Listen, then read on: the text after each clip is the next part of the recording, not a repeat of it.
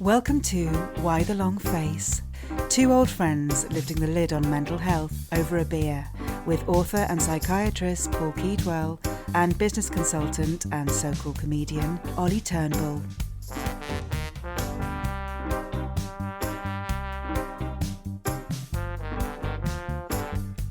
Hello everyone and welcome to Why the Long Face. We're still in season 4 and this is season 4.6, the 6th episode in our series with Ash Pollock, our friend who has very bravely shared audio files and some sessions he's had with his life coach with me and Dr. Paul Keedwell during a bipolar episode that he recently had.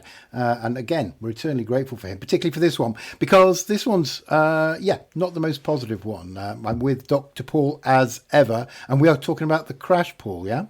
Yeah. Not entirely positive, but some of it is positive, I think. That's true. Yeah, absolutely. And Ash, of course, is joining us this week, as ever, to talk through his life and dive into his mind. Hi, Ash, you okay? Yes, very good. Yeah, I mean, I'm looking forward to this one because, there's been all these learnings in the previous episodes, and this is the challenging bit. But the positive of it is leaning into that. There are some positives in the lows. That's my main learning this time. So it would be great to extract those. Yeah, I love this leaning into it. It comes up quite a lot. And of course, this is part of an arc that ends up positive. So we have to have some challenges. So without further ado, let's roll the tape and talk about a couple of audio clips that Pete and Ash discussed recently. And this is the crash. Hi, my name's Ashley. For the last 12 years, I've said I used to have bipolar. Hi, my name's Peter. I'm a life coach, and I'm Ash's life coach. So we're back again, Pete. We're back again, and it's a pretty key time in this whole narrative because we are now flipping from the high to the low. And so in the last episode and talking with Paul and Ollie, we sort of left it on a bit of a cliffhanger, which was I had been in the UK on this trip, which wasn't illogical, but was probably a bit unwarranted. And I came back to Ibiza and a friend was having their birthday party. And my attitude was, I'm going to approach this party in as full on a way as the work that I was doing. So I was really looking forward to this party and went along, had a late night, had a lot of fun, woke up the next day and I felt very calm, and I keep mentioning calm in these audio notes, but I did. I felt just a bit more almost relaxed, like the pace had sort of gone. One thing I know very clearly that happened on that day is I drew a picture. I was drawing with my son, and I drew with some crayons, various different flowers. And then I wrote, "This is how much I love you," to Justine. And so I remember that after that party, I was very tuned in to feelings, love and joy, and just enjoying that moment with Ernest. I was very tuned in to the small things. Ernest being your son. Yes. Yep. And maybe I'm post-rationalizing here now, or maybe it's the joy of these sessions which bring these things out. But almost by being tuned into those small things, my perspective shifted after that party. And that first day, it was positive. But the next day, I was due to meet a developer to go through the plans for what we were building. And I started feeling quite anxious about that in the evening. I started to kind of question it a bit. I sort of put it to one side. I guess I thought, been to a party, I've had a late night, it's probably a bit of a hangover. And so the next day, I went to meet up with this chap in a coffee shop. And I took my deck that I had been presenting to investors and confidently selling this dream. And as I was sitting with him, I could hear myself not believing what I was saying. Something had shifted and I couldn't connect with it in the same way. So I was able to talk about the plans, but it was almost like in the back of my head, I was questioning everything that was coming out of my mouth. And I met up with some other people on that day, so I was still functioning. Now, this is very different from the crashes I had in my 20s, which would happen in a day. It'd literally be a day the perspective would flip, like juggling balls, and then dropping one, and then realizing I dropped one, and then dropping another, and dropping another. And so what is it this time instead of that? Well, this time it happened over the course of, it was more like a trip and a stumble and a sort of slower fall. Right. But it was still a fall. Mm. I think potentially another element that was going on is there was much more complexity this time. And so, whereas in my 20s, when they just offered me a job and I had to go and hide in the toilet and leave, it was fairly simple, really. I was in a thing, I couldn't be there, go. This time, my wife and I and our friend are working in a business. We've got 6 people who are along for the ride. We're having weekly meetings and everyone's really excited about the vision, and extricating myself from that, for me to be able to pick apart what was going on and take the right steps. Oh, so it was too much. So to slow down. So there was a fear of slowing down because there was so much momentum going in the business. Is that what I understand? Yeah, maybe it wasn't even fear. It's just the reality that there was lots of people that I'd brought into the business who needed to be paid because they were being paid from us getting the funding from the vision. Yeah, so there's no time for you. Yeah, and also as that stumble started, there's not just the realization of what's come before, it's also, and probably this is what really caused it to turn from a stumble into a real drop, is the realization that my own incapacity to do anything moving forward is going to have a significant effect. Particularly with the gardening business, that it was me that was driving it, and without me driving it, what was it? Right. And the garden season had just started. Right. So it's almost like all of a sudden you're facing down the barrel of a shotgun. Yeah. Is it? I think in a way, it's like kind of returning to a childlike state. Mm-hmm. In what way? So I don't think it's like staring down the barrel of a gun. I think it's just wanting to curl up and the world to keep on going and you to stop in that world. Oh, right. So it wasn't a fear of staring at something. It was just like questioning, and then literally within 3 days, I'm starting to not function. Right, so it's almost like you're pulling back and slowing down and coming into yourself to protect yourself. Yes. Right. Yes, and I think if we come back to the audio notes again, there's this gap. So this crash happens around the 20th of March, I think. It was my son's birthday party on the 26th, and it was my birthday on the 28th. And so there is no audio note until the there's one on the 30th of March and there's one on the 1st of April. So this week happens where all this stuff goes on. And actually the first audio note was me stopping and wanting to get down on a recording what had just happened because I wasn't tracking it as it was happening. And whereas the previous ones, I think, was the beginning of March, one in the middle of March, and then there's the last episode, which wasn't even an audio note, it was a message to Josh. Now the audio notes, so I've got 30th of March, the 1st of April, the 1st of April again, then on the 2nd, 1, 2, 3, 4 audio notes, the 3rd, the 4th, the 4th, the 4th, the 4th, the 4th, the 5th, the 5th, the 5th, the 5th, the 5th. The 6th, the 6th, the 6th, the 6th. I think you see where this is going. 7th, the 9th, the 11th, the 12th. And what does this ramp up in regularity tell you now, looking back at it?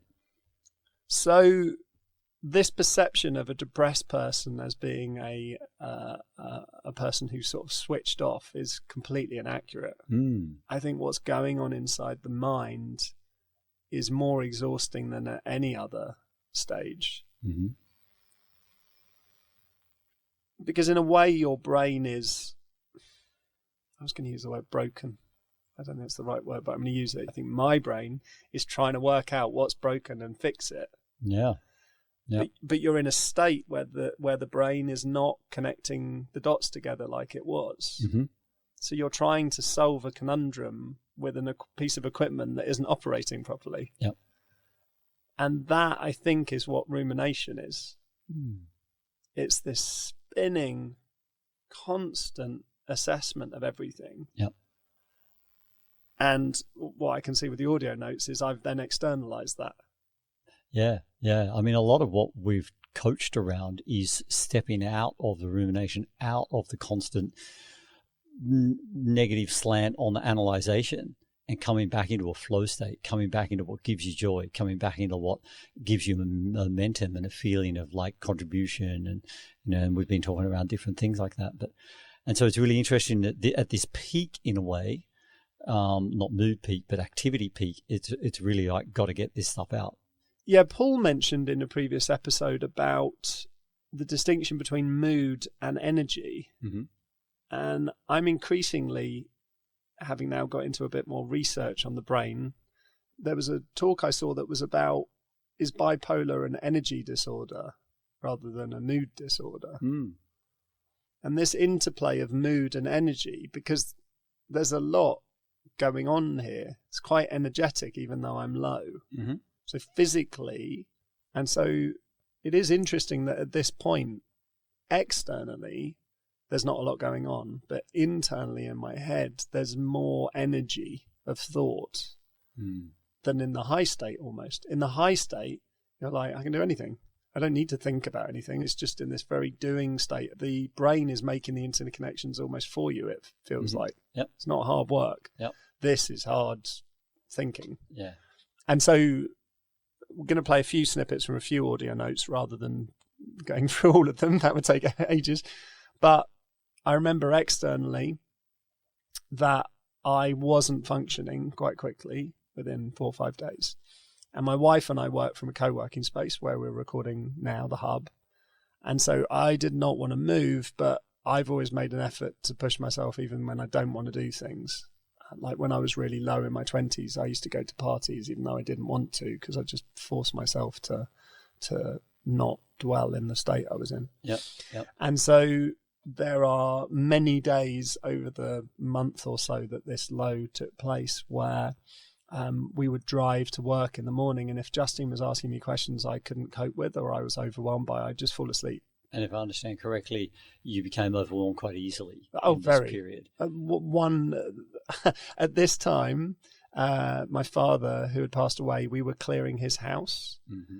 There was one event I remember, which was my mum and my father-in-law were helping to clear the house, and they were taking everything to a storage facility, and something went wrong at the storage facility. They didn't have the key or something, and my mum rang me a bit stressed, and I literally had to hand the phone straight over. I couldn't even engage, even if it was as simple as, oh, you just need to call this person and get the key.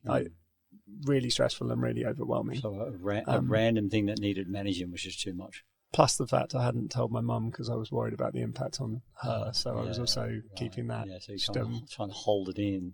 Yeah, there was a bit of, particularly around my mum, who had had her own challenges during COVID. I was trying to protect her from it, which is obviously, you need to be open and honest.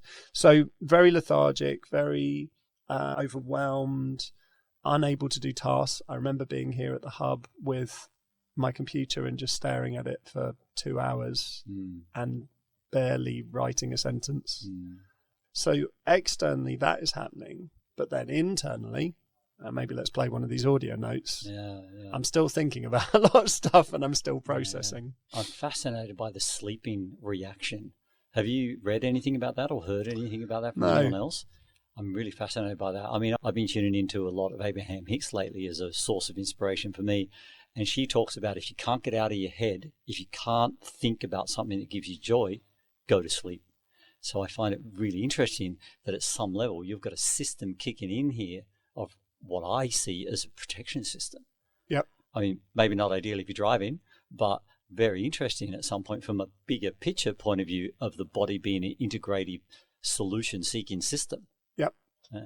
Yeah, I I mean, we've talked already on this podcast, and it's becoming a bit more of a belief for me now about leaning into your states. Yeah, right. Yeah. I embraced sleepiness. Yeah, right. Being at the hub here and finding there's a little nook just around the corner from here, actually, where you can lie down and no one can see you. I went and laid there a number of times. Right. But I did get out. In my depressions, let's call them that, there weren't many times where I just didn't leave the room. I don't think. It was a lot of time spent in bed or watching stuff. You talking this year or like when you're 20s? Back in my 20s. Oh, yeah, right. It was hard to get out the door to go for a walk, but I still wanted to. Let's jump into the audio notes and let's play some snippets. And let's do it. It's our longest introduction yet.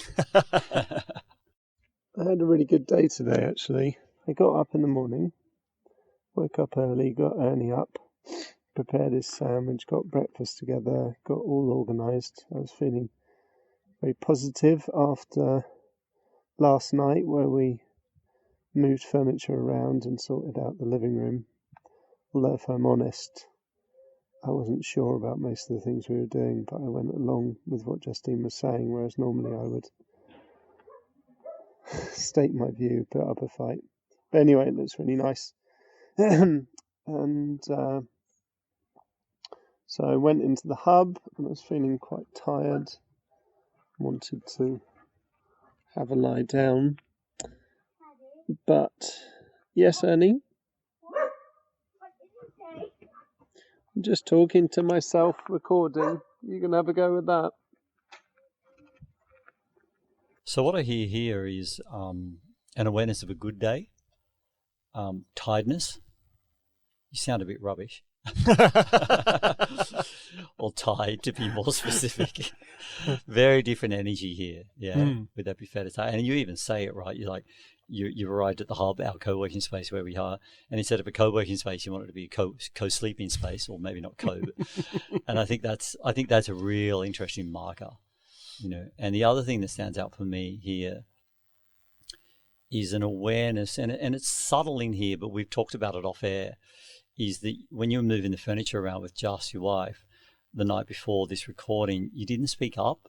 You perhaps were holding yourself back. Yeah, maybe that's an interesting area to sort of look at today. Yeah. I mean, I can definitely hear lethargy in this. Yeah. I have a terrible memory, but I remember making this audio note because I walked out into the garden and I sat down in this hanging chair that we've got. And I felt it would be good to capture what was happening because it had actually been a good sort of week, probably a week of quite intense stuff, and I hadn't made any audio notes. My son's birthday, my birthday. And then Ernie interrupts me. I mean...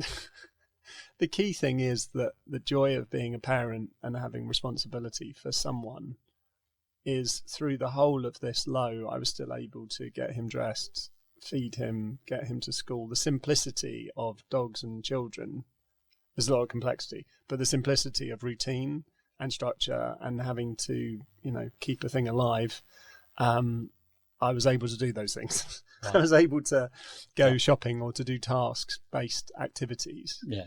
But your point about Justine, yes, I felt at this point that I couldn't express myself at all. And when moving the furniture around together. Yeah, Justine, and we have to bear in mind, right, you and I are talking on here, but there's another person in the picture that hasn't got a voice. I think I've only just realised in the last week or two what happened to Justine as an impact of this. In the last week or two, speaking today. Sorry, today. Yeah, right, yeah. Yeah, so what Justine had to deal with so immediately, because she reached out to a previous coach of hers. Yeah. She only told me that the other day. So she started getting on and doing things, and I found that extremely uncomfortable. We're doing work in our garden. She progressed with the planning of that. She wanted to move the room around. It almost felt like she was taking advantage of the fact that I wasn't putting up a fight. That's how it felt in my head, which is... And do you think that's fair now, silly. Looking back? Do you think that's accurate? No, I think she was getting on with her life. It's just our lives are intertwined. Yeah, so I still don't agree with the way the living room's been laid out. I think it's better before. The feminine, masculine design tastes. Yeah. No, she got on with things, and the hard thing when you're in that kind of state is you don't want to get on with things. So if someone else that's that close to you is getting on with things, it's uncomfortable. Interesting, right. Whereas potentially from a bigger picture point of view, as an entity, as a 3-person family, 3.5 with the dog, or four heartbeats, as you might call it, she's, you might argue, carrying the load. Absolutely. Yes. Yeah, it's interesting. At the same time, she made a point to me, and I think this was part of the realization and the rumination even. She made quite a few points that I was much easier to be with in this state, that she was happier with me in this state, which again tortured me, because I remember it's talking like about I'm that. going through these intense feelings of feeling crap about myself and feeling I'm a burden and that I am having a negative impact on people. And then you're telling me you're happier with me like this than in the high. But then I could see more clearly that in the high I had been irritable. I had been running at such a pace and expecting everyone else to go at that pace and being annoyed when they weren't. And I could see that sort of Jekyll and Hyde thing going on.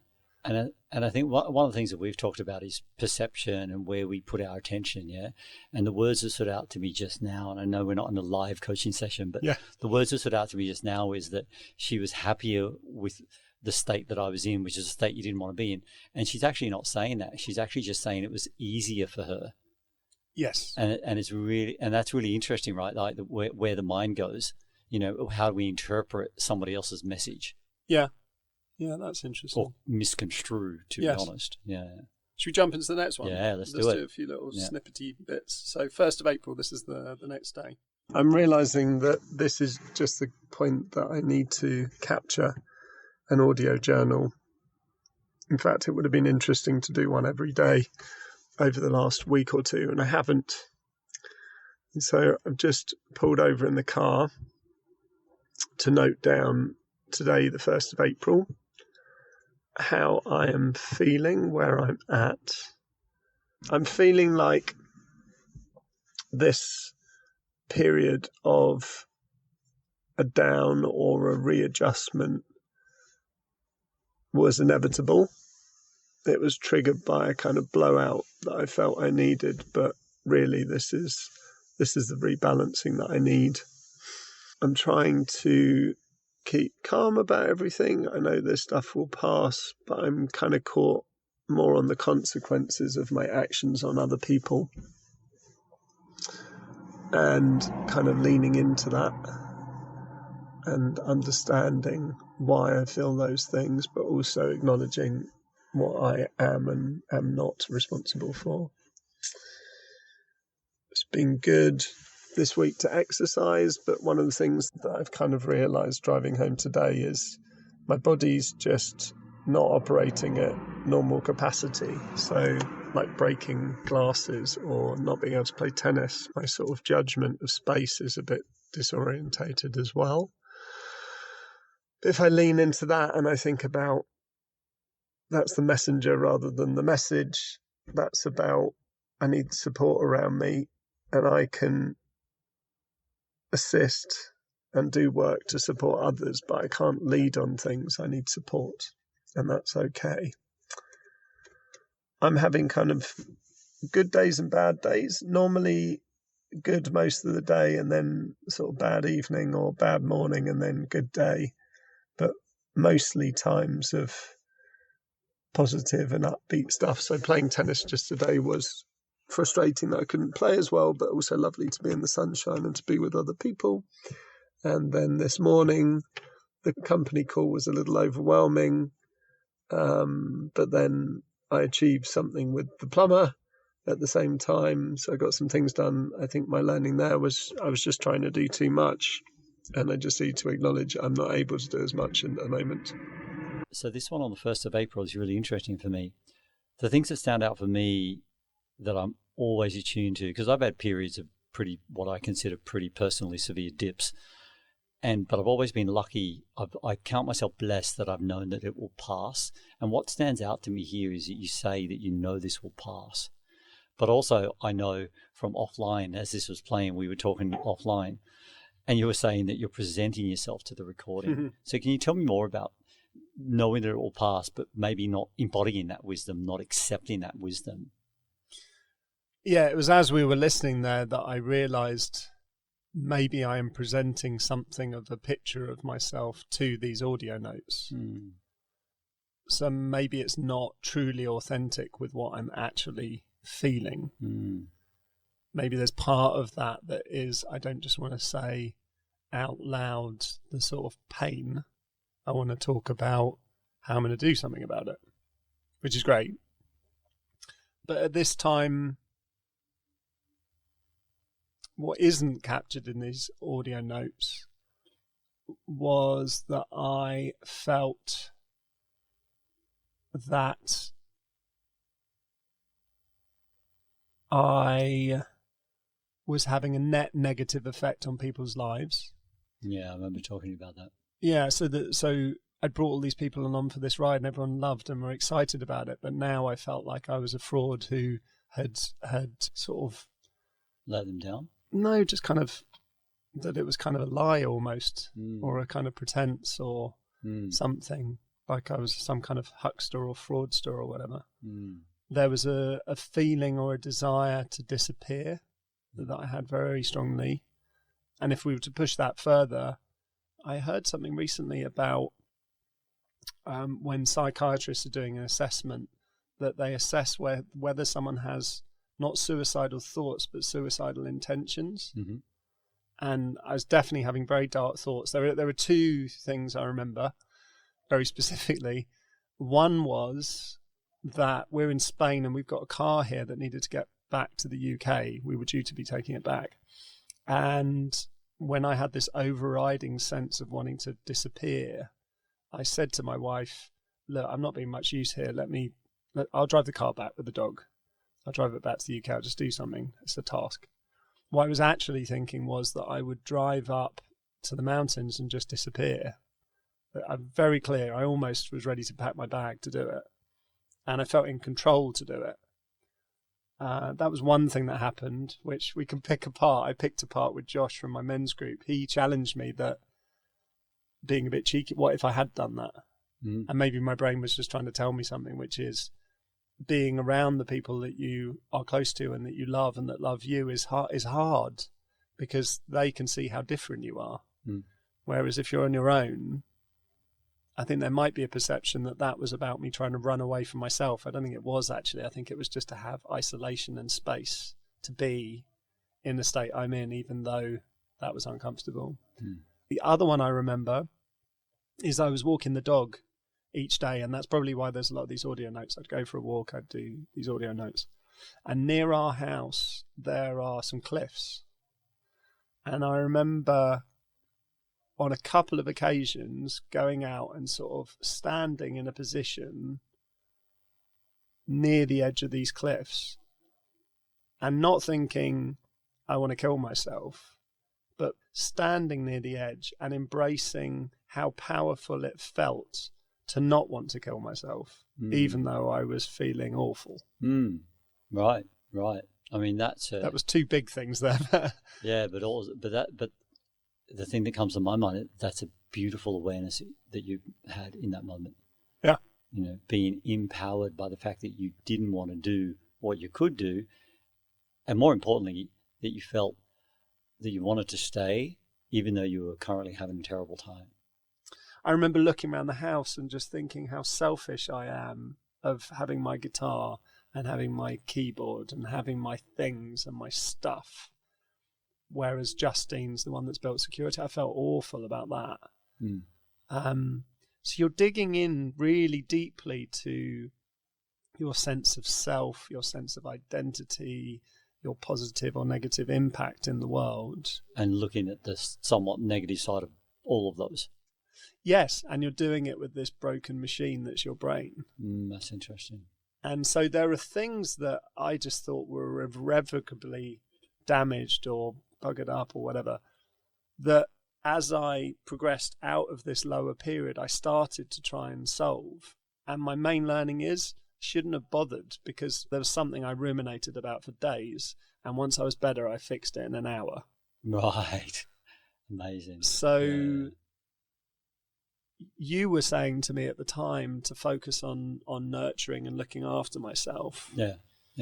And I was trying to do that, but at the same time, I was like searching for jobs. Yeah, right. You know, what am I going to do? Like, what should I be doing? How am I going to give security for my family? The huge, which was the topics that were giving you stress in the first place, anyway. Yeah, so you're adding that in on top of the state you're actually in. Right. Completely overwhelming. Compounding. Yeah. Looking for more overwhelm without knowing it. Exactly.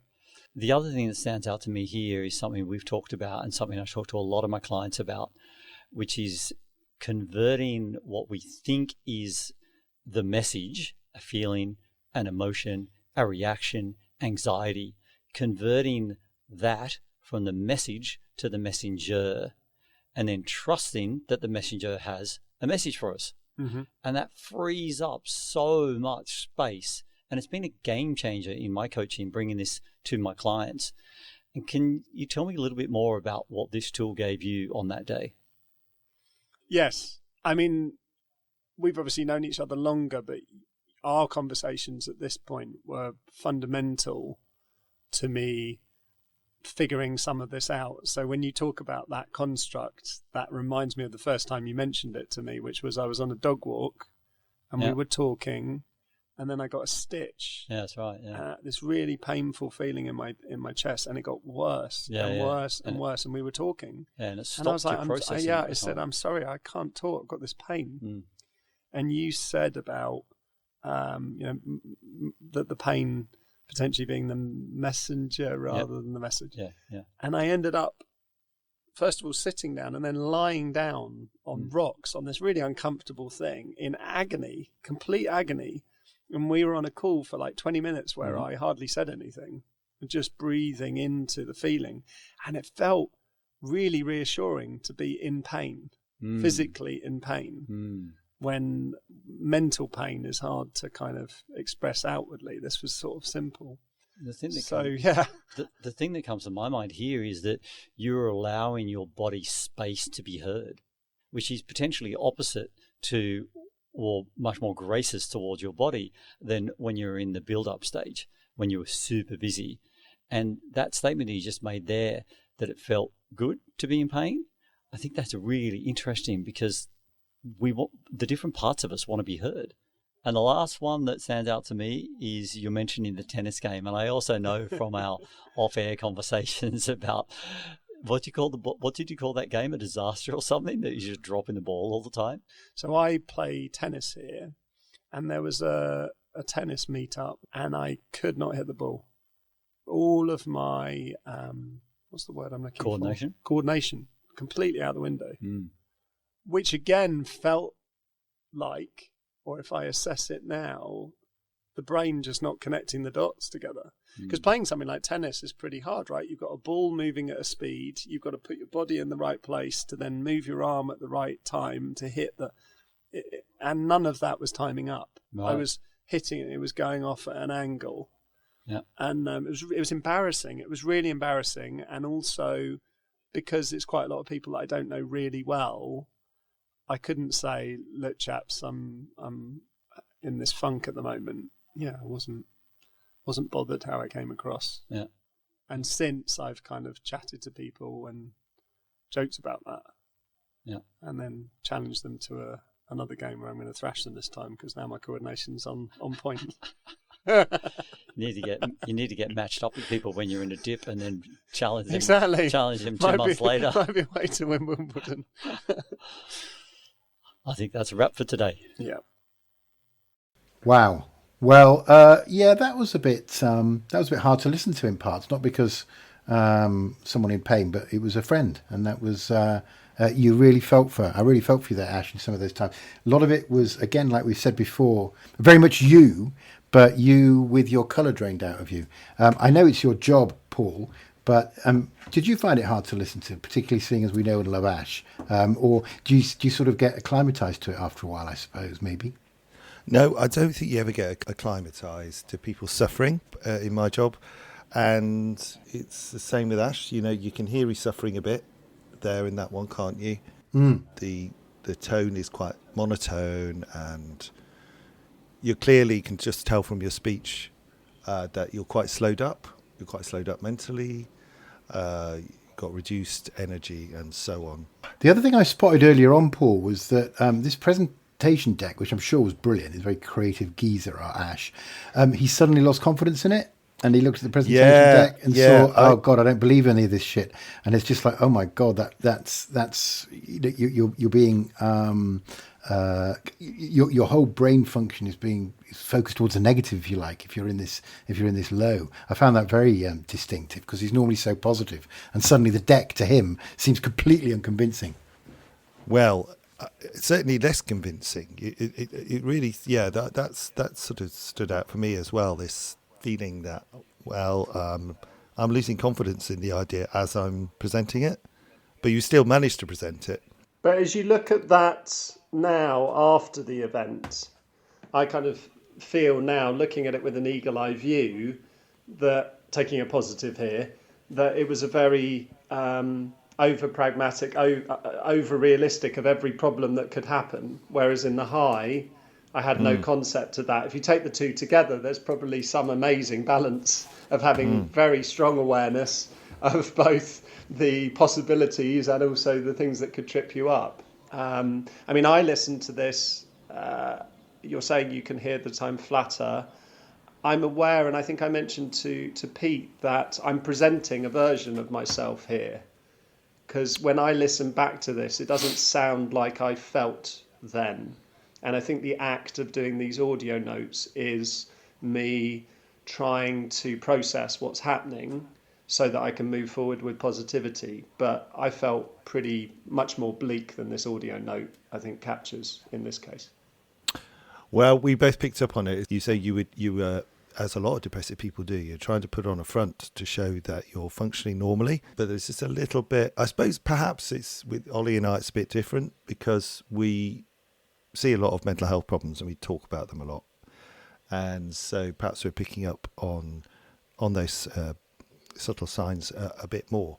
I mean, they are clinical signs, they're not symptoms as such. You're not saying, "Oh, I'm depressed." You're not, I mean, you do actually describe some symptoms, but it's the signs. It's the slowed speech, the fact that speech has less rhythm, less prosody, as they call it. And, so it's more monotone. But yeah, I mean, I'm just picking up on what you said about I think you said more realistic or more pragmatic view of your proposed business. I think you're right that there are some advantages to depression in terms of what we call depressive realism. So at some point in the course of a depression, before it deepens too much, perhaps, there is a sort of, the shine comes off, which people say the normal functioning is overly optimistic. The sort of normal functioning of our brains, and then when you're wrapped up in a business plan, and you do become very enthusiastic, and that's great. So in a way, a bit of depressive realism is helpful. This awareness of the potential pitfalls. But of course, if you were like that all the time, it would be quite paralysing. Absolutely. Yeah. Well, one other thought that occurs, like hearing you say that and the point I just made before, is as a patient going to see a psychiatrist, I recall, it was many years ago now, that similarly I was sort of putting on, not a show, but telling a story about myself, rather than actually necessarily getting to the core of the stuff I was really feeling. I wonder, in your experience as a psychiatrist, I guess that's what you mean with subtle signs, because people don't necessarily reveal openly their vulnerabilities unless they really, really, really, really trust someone. Yeah, well, that's right. It's a combination of how someone comes across during the consultation and the story, the narrative, what's been happening. And I suppose drilling down to the point where someone doesn't get away with just, avoiding the issues and not describing the symptoms and not. Yeah. I mean, if I feel that someone's very, very guarded about it, and I'm not saying this is not a value judgment, when people are guarded because, you don't want to be entirely vulnerable, do you? But then I might go to, say, Justine and say, okay, Justine, from your point of view, how has Ash been? And get another perspective. It's easy. It's. I think it was this episode where you said it was easier for Justine to cope with your lows than your highs, and I kind of hear that a lot. Yeah, that's come up again very recently, actually, with openness. Now that I'm brackets better, because I think we're still processing. I think Justine is still processing what has just happened. I've worked really hard to get out of this, and I've applied for jobs and been headhunted, and moving forward with positivity. I think Justine's.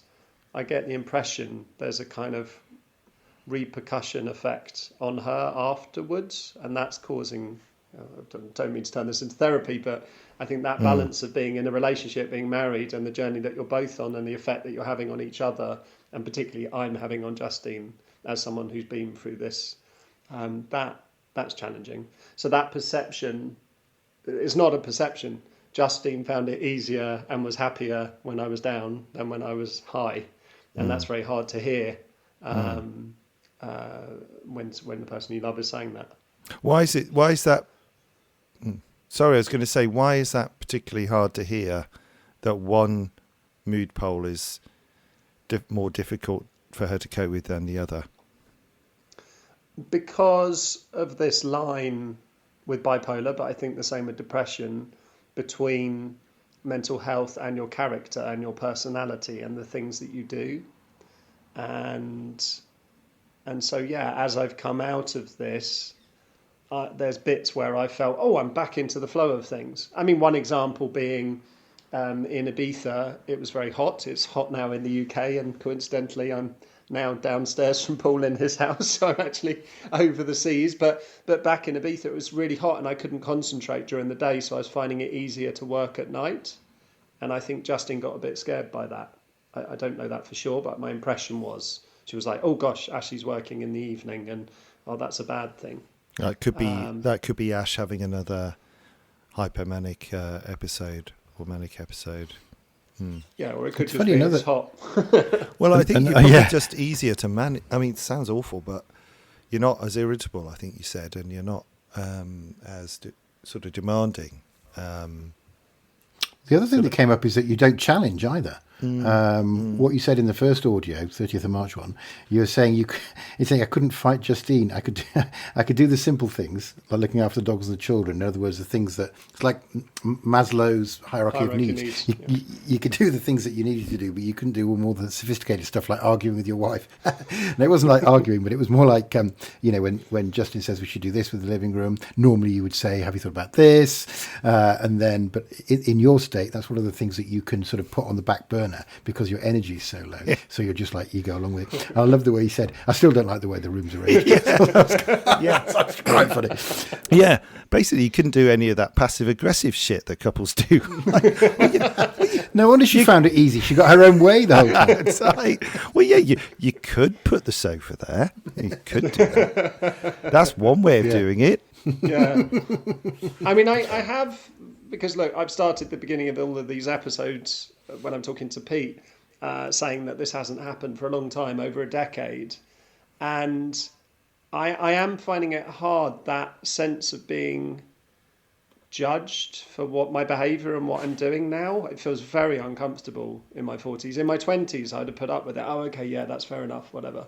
Now I'm sort of, I've come out of this feeling stronger and feeling like more is possible, not in a manic way, but just understanding my value and being very focused on putting some sort of framework in place, particularly around work and employment and salary. And so I'm very clear, and I think maybe that means that I could be perceived to be being irritable in settings. It's these lines, right? When you talk about irritability, I'm imagining that both of you in the last probably week or two have got irritated by something. It is a human emotion, a human reaction. It's also a symptom of bipolar.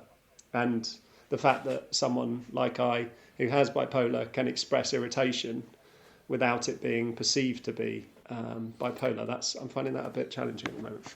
Yeah, I mean, we made a joke off air about you buying a flat or something, and we said, "Oh, you manic again," and it was like we were trying to be funny and jokey, but I sensed it jarred a little bit, and you were like, "Oh God, no, really, I'm working in the evening because it's hot. I'm buying a flat because it's useful," and that actually must be quite tiresome, I guess, after a while, even if it's made in a jockey. This feeling that you might be being monitored for potential signs of having another episode, when in fact you're just being yourself, and you've got a right to be irritable sometimes, particularly if Justine's annoyed you for some valid reason, and working with us as well. But I feel like from this experience I've gained more insight than anyone out of the experience. I don't know if that makes sense. I feel like I'm even more aware.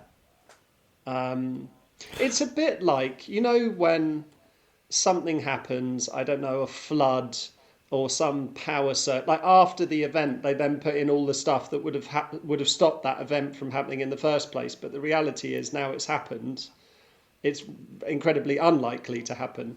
That kind of reaction to something like that plane that crashed, and then they changed the way that the doors were closed after the fact. But it's sort of that reactive thing. I'm not comparing it to that, but just getting my head around that at the moment a little. Well, there are insights to be gained from highs and lows. Is the message, perhaps?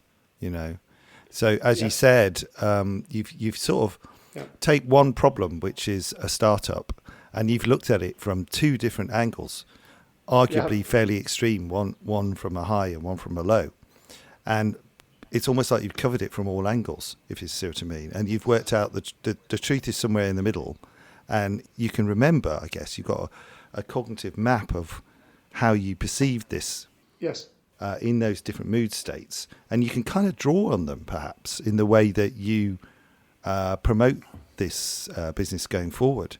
Is that right? And the way you kind of perceive it having potential as well. And I think we're going to go on to the next episode, so I don't want to say too much about the learning from the depressive phase, but suffice it to say, you sort of tweaked the angle a little bit of your business.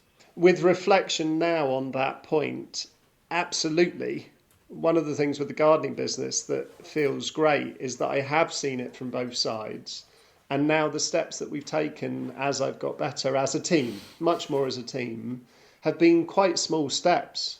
But small steps taken with great insight that now are paying dividends with a fraction of the work and stress that I was putting myself under before. It's like it kind of revealed the opportunity. I value very much the pain of feeling that everything was failing and everything was falling apart, because it made me explore it from that angle to be able to move forward. But there are also sort of bigger, deeper issues that I think Pete kept using the phrase open-ended questions, which I found quite interesting. How do I become financially self-sufficient and secure for the future? That just seems like a mammoth question. So step by step, I guess that's what Pete is really good at, right? That's his specialism, really, isn't it? Sort of, okay, let's where there's the short-term goal and there's a longer-term goal, which I think you still find is unfulfilled, which is fair enough. I think that's fair enough. But I think there's also embracing your personality, because the work that I'm now doing is still quite diverse. I'm exploring work within consultancies and design agencies, and then I've got someone who has a business in Ibiza that's picking my brain. I've been asked to direct something. So I actually, I was talking to a financial advisor today. I drew a mind map, which isn't dissimilar from a lot of the drawings I did when I was high. And so I can see that someone might look at it and go, hold on, Ash, you're not being very focused here. And hold on, Ash, you're thinking about a decision about purchasing something. But almost, I guess that's the challenge of someone breaking down a very complex human being into literally signs and signifiers versus what's going on in my brain, which is based on 42 years of living and learning and continually moving forward. We're complex, I guess, to break down why people behave the way they do and what are the decisions they make, separate from whether they're high or low. I don't know if that makes sense. Yeah, yeah. I wanted to pick up on one other thing from this recording, which was falling asleep as a protective mechanism. That was something that Pete suggested, that it was protective. I thought that was really interesting because I'd never really seen it as something positive before. It sort of switched it from a complaint that patients normally have. Oh, I'm sleeping too much. It's all part of that continuum of lethargy and I get fatigued too easily. But it's almost like your brain has too many questions floating around inside it, too many anxieties. And if someone asks you a question, it can be quite a simple one, that you feel has too many complex answers. You're sort of switch off. I quite like that. It's not even... I can think of one time when we were driving to work, so we were going to drop Ernie to school. I did not want to leave the house, but I thought, I'll just go along. And we were driving in the car, and Justine asked something, and it was almost like I didn't even think about what she was saying. I just woke up at work 20 minutes later. It was like my brain just went, whoop, like it just passed out in the car. It was like it went on standby. There's no way you're going to get away with that when you're well, that's for sure. In fact, I can absolutely guarantee it. I was like, so sorry, darling. You put me to sleep with your inanity. Said no successful husband ever. There's one thing I noticed actually, but I really enjoyed the conversation. One thing I noticed as a layman, but a sort of slightly educated layman learning from Paul over the years, is a lot of what you said, particularly in the first recording, in fact, particularly when you were talking to Pete before the first recording, really, sounded to me like there was almost an anxiety, panic attack element to your suffering, in that you've told this story a couple of times about getting a job and then almost not being able to cope with that news, even though it was good news, and sort of walking out, which felt like a sort of panic a literal flight reaction. Well, not flight as in a bird, but flight as in getting away out of that space. And I know that anxiety and depression are inextricably linked, but I'm wondering from both your perspectives, the clinician and the sufferer. I nearly said victim then, Jesus, and the sufferer. How much of an element of anxiety did you feel was part of your condition, as well as a depression, which we're focusing on? But I feel there's a real high level of anxiety in there as well, from what I can hear. Yeah, this time it felt like much more than in my 20s. Although, as you just pick apart that incident where I was doing well in a job and I got offered the bigger job, and then I basically crashed and had to leave. But I felt much more anxiety this time, and I did a few things to counter it that were quite kind of systematic things, just to give me something to hang on to. I can't remember if I mentioned it when I was talking to Pete, but I had this particular meditation podcast and my shoes and my jumper by the bed every evening, so that when I woke up in the night and I was anxious, I'd go, right, my shoes are there, my jumper's there, put on this podcast. So I felt it a bit more keenly this time. And approached it in quite a systematic way. I haven't really noticed that before, but it was a long time, it's a wee while ago since anything else has happened. So yeah, it came across really strongly. Podcasts can be amazing, can't they? Really, at night, good ones. No, I'm joking. This is a good one. Particularly when it comes to sort of relaxation, I quite like philosophy. So philosophy sort of engages your brain and takes you out of yourself, and also makes you work. So you get sleepy. And there's sort of something comforting about a philosopher rambling on about the meaning of life and the fact that our spirit body lives forever, and there is meaning and stuff. There's the comfort in the words themselves, but actually in the action of being almost distracted really from your own thoughts by the thoughts of someone else late at night. I use that very much myself. I've just remembered something that I didn't mention. Sorry, just as you were talking there. I had, right at the beginning, I'd forgotten about this, these kind of sort of waking nightmare things where I'd wake up, like cold sweats. Like there was one night, I think, almost like feeling like there were ghosts or something. So the anxiety was like this waking up in this state of just my head full of sort of fear and anxiety, but it was kind of like actually talking about it doesn't make me feel very good, but like a cold sweats kind of anxiety and fear. Yeah. The reason I guess it doesn't make you feel good is that you're literally triggered by the memory, and your amygdala's going, Jesus Christ, that's going to happen again, and then you're like, no, it doesn't, and then it's too late now. I'm flooded with adrenaline now. Thanks a lot, amygdala. I forgot about that, but I don't recall that happening in my 20s. No, well, that's interesting. I remember Pete talked about lots of really interesting things, right? Like particularly in the second audio, that you started recognizing the knowledge that it will pass. And he also talked about, he's very wise, your Pete, I must say. He also talked about the messenger rather than the message, which sort of led me to believe the usefulness in saying, look, my brain is doing all these things, but it's sort of trying to tell me that I'm in distress and I should do something about it, a little bit like a bruise hurts when you prod it. The messenger rather than the message. I found that really fascinating. I liked that expression as well. I'm going to log that and use it. I remember also, actually, when we were talking about the message and the messenger, we talked about physical pain as well, and how, of course, physical pain is an incredibly useful device for knowing when things are going wrong. I don't know if the physical pain versus the mental pain thing had any resonance with you. Yeah, I mean, that was really odd, because I reached out in this kind of point of crisis to Pete, and Pete and I had a conversation, and I think it was the second conversation. I was walking the dog, and I suddenly got this horrible pain in my chest, and I was trying to carry on talking, and I had to stop talking, and then it got worse and worse, and then he said this point about the messenger rather than the message, and I ended up sort of lying down, and it was a very weird moment, because it felt good to feel physical, to be physically sort of falling to the floor in pain, when mental pain doesn't give you the break in a way. I can't quite explain it. This reminds me of something that Paul said in one of our episodes when we were talking about depression in other cultures. And he says it sometimes presents itself as a physical pain.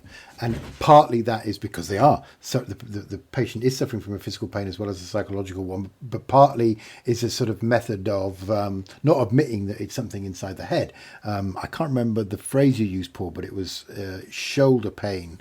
Or heaviness of soul or something was a really rather elegant phrase that some cultures had of what you would call clinical depression. Feeling like you're carrying a weight on your shoulders is quite a common one, or used to be in India. It's I've got a weight on my shoulders, doctor. Yeah. You mentioned that about the subcontinental culture particularly. It's quite interesting, actually, the cultural differences in how people express anxiety or panic. Really, it's panic, isn't it? You're much more chest pain in the Europeans, and much more stomach pain in the Chinese. The Chinese have much in their culture. They focus much more on, the stomach being the centre of all health, and we think about the heart, right? Perhaps in romantic terms, but also in terms of health. And the term depression, as in mental depression, comes from heart depression, which was the old-fashioned term for heart failure. Good Lord. Sort of slowing of the heart, slowing of the mind, sort of both sort of how the term depression bled over from one to the other. It's quite interesting. It's funny, isn't it? There's something a bit more comforting about a pain that you know will get better. Oh, the body will sort itself out. That's why I'm in pain. But in the mind, there's always this nagging doubt. Is this permanent? Is this more serious? Am I going crazy? I don't know. Thousands of people end up in A&E every year with anxiety-related chest pain. So I think in the middle of it, it's not very reassuring. No, I suppose chest pain's a bad example. I was thinking of if you stub your toe, but yeah, you're right. Oh, well, I mean, yeah, I suppose, well, we've used that analogy before where we've said that pain is useful when you've got a physical disorder. But I suppose it's confusing when it happens as a consequence of a mental disorder to a degree. Yeah. Because you're so used to going to a doctor with a physical ailment, you sort of just assume that a physical symptom has a physical cause. Well, it does, I suppose. Ultimately, it's though the origin is in the brain. Yeah. So. Well, I suppose we've circuitously analysed this, and it hasn't been as down making as as I thought it was going to be. Actually, like I say, I didn't like hearing a mate going through terrible times, and then when you started saying that you weren't even being honest, then it was actually worse, and I can sort of imagine that. I think the two audios were well chosen. You had one in the dip, and then there was sort of a glimmer of light in the second one, which was quite nice, and some good points that Pete was making that seemed to be resonating and helping with you. And I like the way that you don't just absorb everything he says. You can challenge on some types, which is what makes a good coach. You don't just they're not just a wise man you visit. They're someone you work things out with, and yeah, he's not saying no, you're wrong, Ash. It was yeah. This is what you were thinking, you know. Have you thought of another therapist, another life coach? I don't want to coach this life. I don't like the sound of it. Is the opposite of what Pete is. You made an important point about the distinction between those two audio notes, because it does take work to do that. I remember when I had my lows in my 20s and I didn't really know what was going on. It was almost like I sunk into them. Mm-hmm. And I didn't take the harder route, which was trying to figure out what I could learn from it and to sort of really experience what was going on. I kind of retreated into myself almost. So, yes, but it's not your fault that happened. I just think when you're younger, it's harder. You don't have the maturity to step back from the feeling, I think, and analyse it in the way that you can when you're a bit older. You know, you can, and also, it's what I mean. A lot of people have said to me before. It's like, well, I know what it is now. You know, it's my black dog. It's come back here. It's almost like an old friend. Back it is. I mean, I'm not enjoying it, and I feel like it's a waste of time. And I'd love to be more positive, but I just need to be patient and just stick with it. And as you said about the routine and the structure, that's really important. So you still had the childcare. You know, you still had some things that you were capable of doing because they'd become routine. But that very routine and that very activity is what helps to bring you out of it as well. But you just have to be patient with yourself and not become depressed about being depressed. The other thing it does, it makes normality feel wonderful, I guess. Because normal life, it can be quite wonderful. You know, just getting up, seeing your son, going out, doing some good work, seeing a friend, having a beer, the sunshine, whatever.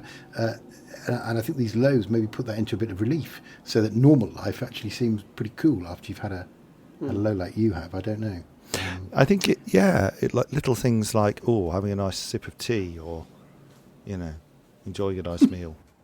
Well, that's the point of mindfulness and yoga and those things, right? Is about appreciating the smaller moments. I would argue that before I had this high, and in fact, the very essence of these audio notes was me trying to do that. And in the end, being unable to avoid what happened, even though I was appreciating the small and the big. But having now gone through it, I feel like I've got a whole sort of rainbow of quieter and busier states. Even in your bleakest moments, you were still getting some joy from looking after Ernest. And it's funny, it's the last thing to go, for the people I've seen with depression at various degrees of severity. That's the last thing to go. It's that is sort of primeval, isn't it? It's so fundamental to our core. That we sort of the hierarchy of needs or the hierarchy of motivations. It might be if that goes, the love of your child goes, then what else is left? I think maybe we're there. I think we're maybe there on this one. I think we're ready to spring back in the next episode into the light again. But having said that, this hasn't been a completely dark episode. There's been some bad times, but there's been, like you say, Ash, there's been learnings from it because you're mature enough now. You've been through it before to actually sit back, if you like, not absolutely surrender yourself to it, but actually sit back and look at it. And like Paul says, it becomes part of your life, which is not the most pleasant part of your life, particularly, but it's a part of life that you understand, you can cope with, and potentially can be of benefit to you. Yeah, in a way, it's sort of something that you wouldn't choose to go through, but you can learn from. What a nice way to end it. Yeah. Let's end there and look forward very much to the bounce back and the lessons that come from that, which we will discover through a number of recordings, multiple recordings that we'll be going through next time. But in the meantime, Ashley, thanks yet again for exposing yourself so bravely. And Dr. Paul, as ever, farewell. Have lovely evenings all, and we'll see you next time.